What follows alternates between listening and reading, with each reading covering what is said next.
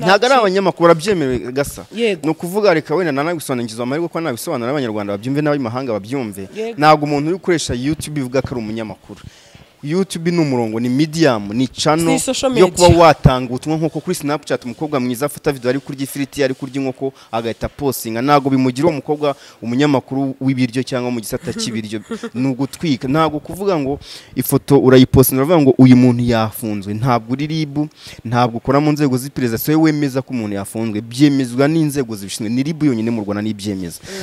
nukubona ibintu agahita kubita ngo hahiye yacize gayo nguko apundi reka twikomereze wa mugani n'ubundi na Miss Muheto koko nibivugwa afunzwe nabyo tuzabimenya n'ubundi nkuko RIB itangaza amakuru ariko uyu munsi reka tubishyire nk'ibihuha katubishyire aho hirya ko ari ibivugwa ariko nanone bidafite imibare n'ibimenyetso yego pundi reka nikomereze rero njya kuri mugenzi wacu ndetse by'umwihariko akorana na Punditi fata ku mavuta murakorana navuga ko byarenze ubwo social media umuntu mwirirwana mukorana umunsi kundi n'umuvandimwe siko bimeze Pundi reka mere kuri iki kintu rero yatawe muri yombi orana breakinga turabibona ariko ikintu cyatunguranye kuri uyu munsi nuko none mu byaha fata ku mavuta yarakurikiranyweho hiyongereyeho icyo gukoresha reka mvuga ibiyobyabwenge icyo biyobyabwenge naje kumenya nuko kwa gatanu twarakoze samedi zigeze turataha ndataha nawe arataha amakuru naje kumenya nuko yatoye muri yombi avuye ku kazi mu icyo uwo munsi nyine mwari kwa gatanu mu masaa 6 saa 5 z'ijoro urumva rero abantu ikintu gishobora kuba cyabatangaje ni ukuvuga ngo Murangira Bitser umuvugizi wa RIB ni watangaje kuri RBA mu gitwitezo y'u Rwanda ko mu gukora iperereza ry'ibanze bagiye kumupima muri Rwanda Forensic Institute basanga mu maraso harimo ikiyobyabwenge cyo mu bwoko bw'urumogi ku kigero cya 289% kandi ikigero gisanzwe ari 0 kugeza kuri 20%. Urumva ko ari ikigero kiri hejuru cyane. Rero abantu bibaza ngo none se ko yataye muri yombi bavuga ko akurikiranyweho guharabika gusebanya guteza imidegararo kwinjira miryango y'ibyamare ibyo by'urumogi bihuriye he. Umunyamategeko wanjye yitwa Maître Micomiza Joseph agiye no kwitaba inama hanze mu Faransa y'urugaga rw'abanyamategeko ku isi. Ariko usibye n'ibyo kugira ngo babashe kubona iperereza ry'ibanze bafite uburenganzira bwo gushakisha ibimenyetso byose muri ibyo bimenyetso harimo no gupima bakareba amaraso bakareba niba nta zindi mbaraga zirimo bizamuteraga kuba cyangwa se bari bwifashe mu kureba ibyo babone bavuga ati yabikoraga noneho ntabwo yariwe ntiyari normale byaterwaga n'ibyo byabwenge yakoreshaga igisigaye hari no kumenya we umunyamategeko we niba zagaragaza ko yabinyweraga imahanga kuko kunywera urumogi twagiye tubona izindi manza twabonye abantu babafatanaga imogi bakavuga ngo bazivanye mu Butaliyani nabagira muri rwagasanga yagiye hanze aho byemeye kurunywera dushaka kuzabona urubanza rworoshye ariko ubwo kira n'ikindi cyagiye kwengera ku byo nyina kurikiranywe ariko amategeko arabiteganya abantu ntibumve ko kuba bamupimye amategeko aranditse ko bafite ububasha bahabwa n'amategeko bwo gupima kugira ngo bamenye ni iperereza ry'ibanze iperereza ry'ibanze rirangiye yakurikiraho ubushinjacyaha nabwo bukora iperereza ryisumbuye bagakarasa none ibyaha ugasa naho wenda ukoresha imibare n'ibimenyetso nagiye mbona haraba yego hari abavuga bati hari inkuru yakoze reka ku mugabo umwe muri Amerika atiriya nkuru niyazize abandi bakabihuza n'amagambo gaheruka kuvuga biriya bintu hari ahantu byaba bihuriye uko bibona bati nuriya mugabo ko muri Amerika umufungishije nyine ubona hari umuntu runaka bavuga bati yari yamuzengereje inkuru yarasigaye amukoroza zikabije no ngiraho no kwanaliza imanza ukuntu zanarizwa iyo dossier batari bayishyira nk'ubu dossier iri mu iperereza ry'ibanze burana Murangira ubwe hari ibyo atatangaza atafite fact niyo mpamvu akubwira ngo twaranamupimye dusanga akoresha ibiyobyabwenge cyo mu bwoko bw'urumogi n'ikigera akagipima burya ntiyabivuga batabikoze ntabwo byemewe noneho dossier nirangira iminsi 5 igiye kurangira ejo bashobora kwishyikiriza ubushinjacyaha nabwo buzakora iperereza bushingiye ku bimenyetso by'ibanze RIB yagaragaje niba bafata iyo dossier bakayishyira bakayikarasa bakandikira urukiko bakabaha itariki njyewe nzabikubwira kuko mitamenya izo manza uko zabaye mu rubanza nibwo tuzaburana tuzamenya ngo Sengabo Jean Bosco yarezwe na ABCDEF ariko kano kanya umunyamakuru abantu bavugiye bavunwa inugu zabo zikavuna harya ryagufwa ryitwa gute yavuze ko ryitwa gute ryagufwa korite auriya news nawe nagashaka bikiriza kuvunura Gasaro TV. Bakunzi ba Gasaro TV tubaye ikaze omerere mu mpande zose z'isi tubabwira ko tubakunda cyane mwebwe mureba ibiganiro byacu umunsi kundi muraza kwihanganira ijwi rya Saraye sibyo punditi asaraje n'iki se kutaririmba sha simbizi nyine ni indwara iba yatwatatse yatugezeho ariko nyine turashima Imana ko turi bazima turi gufata imiti. Yego Imana ishimwe kuri muzima. Meze gute? Yewe ndi muzima nta kibazo mfite meze neza cyane. Kandi nakundi twabigenza ducuruza ijwi. Ikizima nuko risohoka. Fundi ndakwinginze ntunsetse sinshaka guseka. Nese umuntu wasari nagaseka. Ikiziba nuko Fundi none se ahandi warumeze gute ubuzima bihagaze bite dore wanatubeshye mu kiganiro cyashize ariko simbigarukaho ejo ndaro munambwe ati Punditi yakubise squata akurikije imibare nibimenyetso akurikije ikiganiro ngo twigize gukora uvuga uti umuvandimwe yagaragazaga fact yarazigaragazaga avuze ati ukurikije Punditi yaravuze nawe nyamvuga ukurikije itonda ariko ati yavuze ko umuvandimwe azamara amezi 10 sibyo ati none yaragarutse ati yari yakubise squat ati namwemera amezi yo kwivuza ntabwo navuze kutagaruka cyangwa ko ibindi sinzi nimba ikiganiro waragikurikiye ntagikurikiye kandi njye twagikoranye nyine hanyuma ntabwo umuntu ashobora kuba ari gukurikira kujya kwivuza ari mu kazi birashoboka ntibishoboka unese akajya avana buri munsi akajya kwivuza se mana yise nejo kwivuza ushobora kuba imiti uri kuyifatira iwanya ariko ibyibanze byararangiye ariko se kano kanya uwo muntu yakoretse impapuro zerekana ko yakize iyo unsubiza icyo ni icyambere hoya turimo turaganira nyine icyo ni icyambere wibajije kuko singira ntago nkibaje nagira nkumvishe iyo umuntu bakubwira ngo Punditi akubwira ibintu bishingiye ku mani n'ibimenyetso hanyuma ntago nyamvuga ngo ukurikije nkubwira ibintu iyo tugiye mu mategeko nkakubwira ingingo iyo tugiye mu buzima bwacu byo nkakwereka uko byagenze ntago nakubwira ngo ukurikije Imana ishimwe reka twikomereze nubwo uyu munsi nshaka kubitindaho cyane nabonye reka ndebe witwa Oneka nawe wagapostinza ako kantu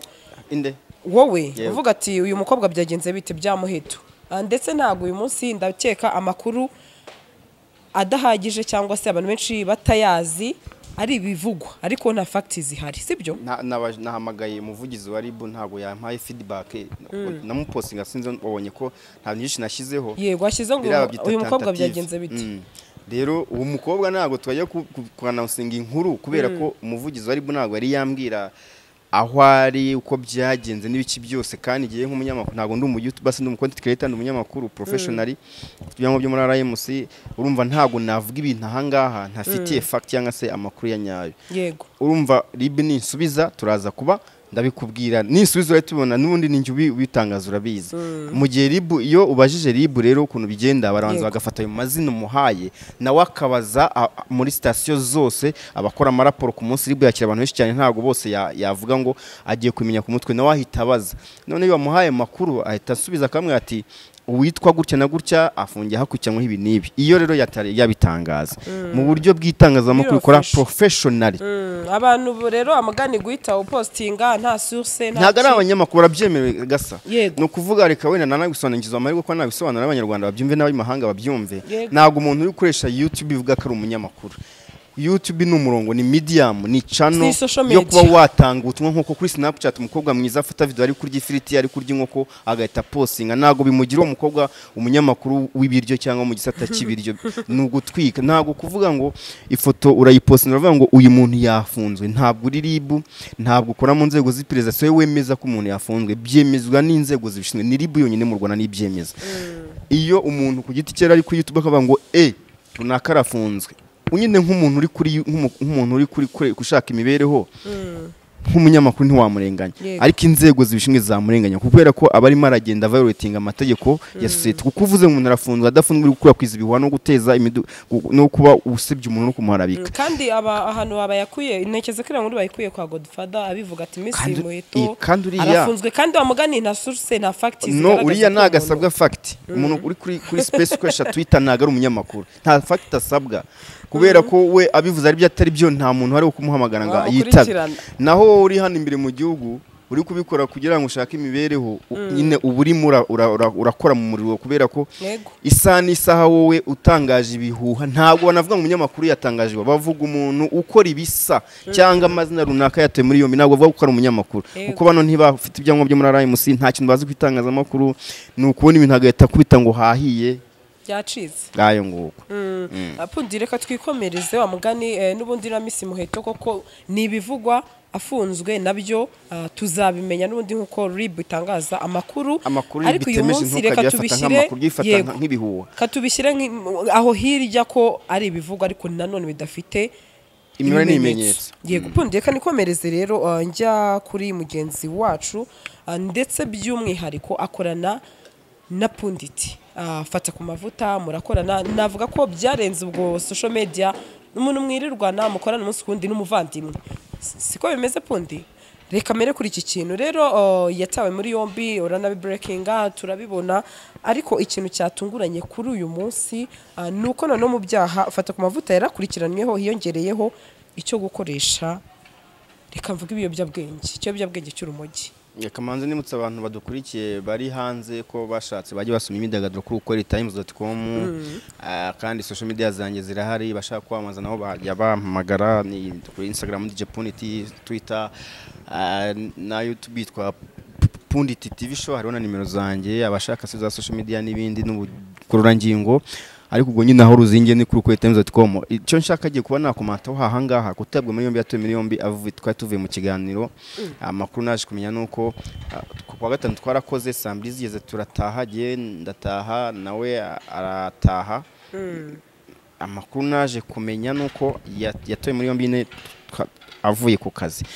mu uwo munsi nyine mwari kwa gatanu mu masaa 6 saa 5 z'ijoro urumva rero abantu ikintu gishobora kuba cyabatangaje ni ukuvuga ngo Murangira Bitser umuvugizi wa RIB ni watangaje kuri RBA mu gitwitizo y'u Rwanda ko mu gukora iperereza ry'ibanze bagiye kumupima muri Rwanda Forensic Institute basanga mu maraso harimo ikiyobyabwenge cyo mu bwoko bw'urumogi ku kigero cya 289% kandi ikigero gisanzwe ari 0 kugeza kuri 20%. Urumva ko ari ikigero kiri hejuru cyane. Rero abantu bibaza ngo none se ko yataye muri yombi bavuga ko akurikiranyweho guharabika gusebanya guteza imidegararo kwinjira miryango y'ibyamare ibyo by'urumogi bihuriye he umunyamategeko wanjye yitwa Maître Micomiza Joseph agiye no kwitaba inama hanze mu Faransa y'urugaga rw'abanyamategeko ku isi niwe ngisha inama cyane ibyo mvuga byose ingingo nkora zose nabanza nkamubaza kuko tubaho mu gihugu kigendera ku mategeko gifite ubutabera bwiza bivuze ngo ugomba kubanza ugashaka ingingo z'ibyo ugiye kuvuga kugira ngo ugire n'ikimarira abanyarwanda n'abantu badafite aho bahuriye na showbiz na ingingo ziteganya ko iyo uri gukorwa iperereza ry'ibanze byemewe ko RIB ishobora kuba yajya kugupima bakareba nimba ibyo wakoze hari kibitera biremewe kubera ko kugira ngo umuntu yataye muri yombi ari kurwa iperereza ry'ibanze harimo kugupima harimo kuganiriza harimo kujya bashobora no kugupima umutwe bakarana nimba udafite ikibazo cy'uburwayi bwo mu mutwe iyo basanze ufite ikibazo cy'uburwayi bwo mu mutwe ntabwo none ugiye kwicanwa nk'umuntu muzima ahubwo ujya kuvurwa iyo tufate nk'uryo wafashe ari nk'umuntu wafashe umwangavu ku ngufu ari under age baragupima bakarama umutwe we niba uri traumatize niba umwe ibiyobyabwenge kuko nomara umuntu muzima nagashobora gufata umukobwa ku ngufu cyangwa se ngafata umuntu ku ngufu nta bindi bintu yanyweye atidiroze ibyo byose rero birabyemerewe mu mategeko birateganyijwe ko mu gihe bari kuri iperereza ry'ibanze bashobora kujya gupima umuntu Rwanda Forensic Institute irahari ni ikigo cya leta kandi kirakora amasomo 2028 ni ibizamini bigaragara ku masaha natatu bubibonye rero yapimwe ku turi kwa no musiri kwa kabiri yapimwe ku wa mbere kubera ko iyo RIB yari yaravuze ko yagiye imuganiza kenshi mwihananiza kenshi yego ariko usibye nibyo kugira ngo babashe kubona iperereza ry'ibanze bafite uburenganzira bwo gushakisha ibimenyetso byose muri ibyo bimenyetso harimo no gupima bakareba amaraso bakareba niba nta zindi mbaraga zirimo bizamuteraga kuba cyangwa se bari bwifashishe mu kureba ibyo babone bavuga ati yabikoraga noneho ntabwo yariwe ntiyari normale byaterwaga n'ibyo byabwenge yakoreshaga igisigaye hari no kumenya we umunyamategeko we niba azagaragaza ko yabinyweraga imahanga kuko kunywera urumogi twagiye tubona izindi manza twabonye abantu babafatanaga imogi bakavuga ngo bazivanye mu Butaliyani nabagira muri gasanga yagiye hanze aho byemeye kurunywera dushaka kuzabona urubanza rworoshye ariko ubwo kiriya ni ikindi cyagiye kwengera ku byo nyine akurikiranywe ariko amategeko arabiteganya abantu ntibumve ko kuba bamupimye amategeko aranditse ko bafite ububasha bahabwa n'amategeko bwo gupima kugira ngo bamenye ni iperereza ry'ibanze rirangiye yakurikiraho ubushinjacyaha nabwo bukora iperereza ryisumbuye bagakarasa none ibyaha tukazajya no mu nkiko aribwo umuntu aburana yego kanjye muri radar ntago ziragera iminota amaye pundi nk'umupundi uri gucungana n'iminota yego ndi kukurebera nagera wumva nshaka kukererwa dore ko hajemo n'icyuho cyane ko urumva niba mwari batatu n'urugero hakaba havuyemo umwe urumva avuyemo ishyiga ubwo ni iry'inyuma sibyo se yego ariko kandi avuyemo ishyiga ry'inyuma twagira iki oya tugomba gukora kuko imyidagaduro iteye iyo muri bane umwaka badahari mukora muri batatu ubwo mukoresha imbaraga ku buryo nta kibazo kivuga ku makuru ko dukora imyidagaduro n'ubundi ariko uko byagenda kose ikiganiro cy'icyo kigomba gukorwa nyine yego apundire kamere bari mu kanama ubwo ni ibi bari mu kanama ni mu kanama kandi mugoroba ni akanama ka papa katwikomereze icyambere nagiye mbona hari abantu nibivugwa ariko sinzi ko nk'umupunditi hari igihe ukora analize ugasa naho wenda ukoresha imibare n'ibimenyetso nagiye mbona hari abavuga bati hari inkuru yakoze reka ku mugabo umwe wo muri Amerika ati iriya nkuru niyazize abandi bakabihuza n'amagambo gaheruka kuvuga biriya bintu hari ahantu byaba bihuriye uko ubibona bati nuriya mugabo ko muri Amerika umufungishije nyine ubona hari umuntu runaka bavuga bati yari yamuzengereje inkuru yarasigaye amukoroza zikabije ubundi wenda reka nibutse abantu no kujya kugana The Diamond Dental Smile Clinic kwivuza amenyo no koza amenyo no gushya amapareye no kuba tubakangwe no kujya bibrosa kenshi no koza mu kanwa kugira ngo akanwa n'amarembo y'umubiri ubwo ni muri The Diamond Dental Smile Clinic kwa Dr. Yande nzi neza ko wize amategeko no jewe nizitangazamakuru n'itumanaho nongeraho n'amategeko ya showbiz burya showbiz igira amategeko yayo nongeraho no kwanaliza imanza ukuntu zanalizwa iyo dosiye batari bayishyira nk'ubu dosiye iri mu iperereza ry'ibanze buriya namurangira ubwe hari ibyo atatangaza atabifitiye fact niyo mpamvu akubwira ngo twaranamupimye dusanga akoresheje ubwenge cy'ubwoko bw'urumogi n'ikigera akagipima burya ntiyabivuga batabikoze ntabwo byemewe noneho dosiye nirangira iminsi 5 igiye kurangira ejo bashobora kwishyikiriza ubushinjacyaha nabwo buzakora iperereza bushingiye ku bimenyetso by'ibanze byagaragaje nibafata iyo dosiye bakayishyira bakayikarasa bakandikira urukiko bakabaha itariki njyewe nzabikubwira kuko mpita menya izo manza uko zabaye mu rubanza nibwo tuzaburana tuzamenya ngo Sengabo Jean Bosco yarezwe na ABCDEF ariko kano kanya umunyamakuru ariko nk'umuntu mu YouTube we yaza akakubwira nk'ibyo rumaje kizuye kubwira turiya yareze uyu no kuri stat nagiye mbona abantu bashyiraho ibintu bitandukanye ariko umuntu uzi uko imanza zanalizwa nago urubanza tutarabona tumenye ngo uyu muntu niwe wareze Sengabo yifata ku mavuta yarezwe n'abantu 8 yarezwe n'abantu 20 bigaragara muri dosiye y'urukiko ntabwo je nakubwira ngo yakoze ikiganiro uyu yaramureze mbivuze ahangaha nkasanga uwo mvuze ataramureze bino mvuze byahita impamvu yuko nanjye nkurikiranwa ko nabangamiye iperereza wakareka inyituroro cyane kubangamira iperereza wese amategeko ariko naye narayize oya nicyo gihe hari n'igihe utangaje ibintu hariko sibyo se no guteza imidigararo muri rubanda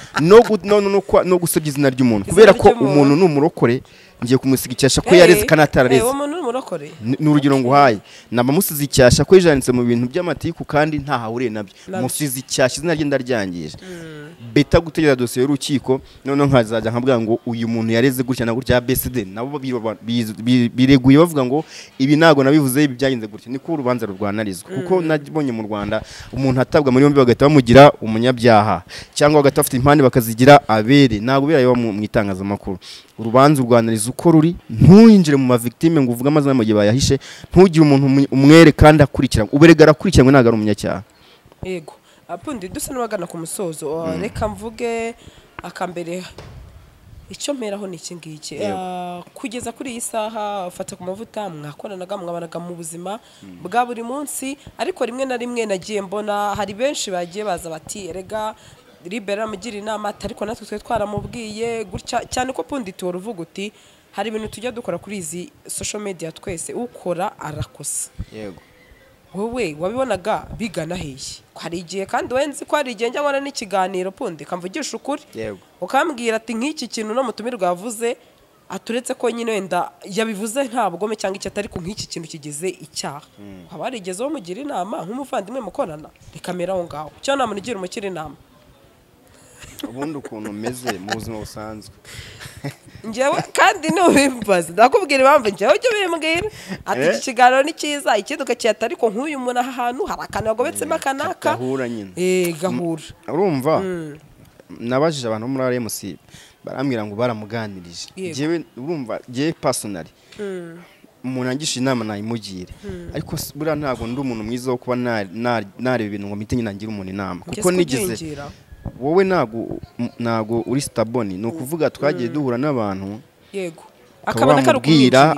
oya n'igihe ubwiye umuntu akagutuka hari abantu bagiye bafungwa mu bihe byatambutse umuntu agendaga akaganiriza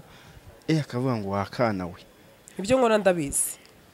ni akana gafite diplome muri kaminuza kamaze imyaka 10 ku mihanda kazi ingingo z'amategeko kagubwira ukuntu ko bimeze uko bikorwa ni akana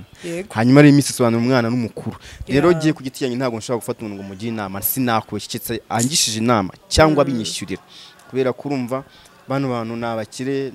kandi wabonye abantu bavugiye bavunwa inugu zabo zikavuna harya ryagufwa ryitwa gute yavuze ko ryitwa gute ryagufwa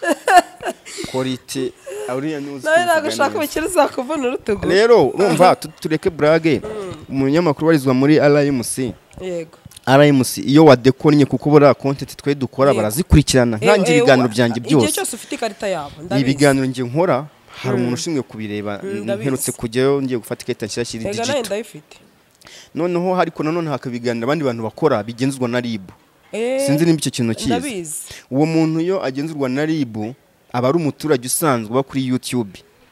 iyo yakoze icyaha RIB yo iramuhamagara njyewe rero nkoze icyaha RMC iramamagara bafite amanyamategeko bakanyereka ingingo bakamwira dore bibavuze dore ingingo bibananga imyaka niyi genda ukora ikiganiro usaba imbabazi cyangwa uyu muntu reka tumamagare usaba imbabazi kuko nabibazo mwari mufitanye ntago mwanga nta grace ntuziranye simwibasa ntago ari umva ngo ikiganiro ngiye ku muntu mwibasira ukunze tanga ibitekerezo ukoresha n'ibimenyetso rero iyo RMC yaguhamagaye ntuyumvire RIB ikakubwira ntiwumve ntago pundi itari ngiye wakumva ibyo sinakubeshye kuko ngenda umuntu ufite ibiro bitarinze 50 RMC iraremereye ifite abanyamategeko abantu bo habonimo n'abanyamategeko RIB n'abagenza cyaha bameze neza bafite ibiro byinshi bameze neza abo bantu ntago ndi muto cyane no mu myaka ndacyari akana wa mugani urumva rero ntago ngiye umuntu yanyumva atarumvishije abantu banini bakuru bameze neza baryoshye bari big genda small Pundi reka nkureke amasaha yo kujya kanigire muri radar yarageze tukureke ugenda ukora akazi kandi urakoze cyane ku mwanya muto duhaye wari ufite Imana igumugisha asante sana na Imana igumugisha kandi bahe gutera imbere amen Gasaro TV.